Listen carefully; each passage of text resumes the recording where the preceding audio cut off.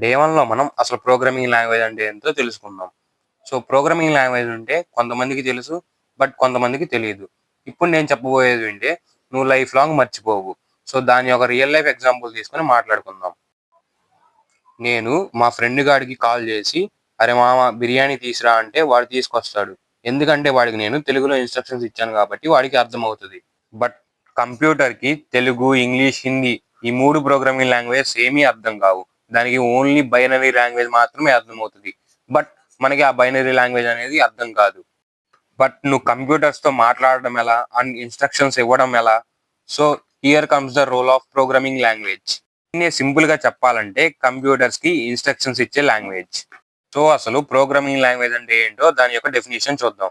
Programming language is a set of instructions that are given to the computer to perform specific task. Example వచ్చేసి C, C plus plus, Python, Java, JavaScript etcetera. So, here comes the most important point. కంప్యూటర్‌కి కూడా programming languages అనేవి డైరెక్ట్‌గా understand కావు. So, అందుకే computer అనేది compiler are interpreter help తీసుకొని programming లాంగ్వేజ్‌ని binary లాంగ్వేజ్‌లోకి convert చేస్తది. ఆ బైనరీ లాంగ్వేజ్‌కి కంప్యూటర్స్‌కి అర్థమవుతది.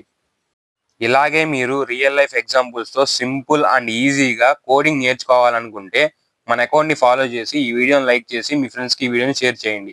అండ్ అలాగే ఈరోజు కాన్సెప్ట్ అర్థమైతే గనక ఏదో ఒక ఎమోజిని కామెంట్ చేయండి.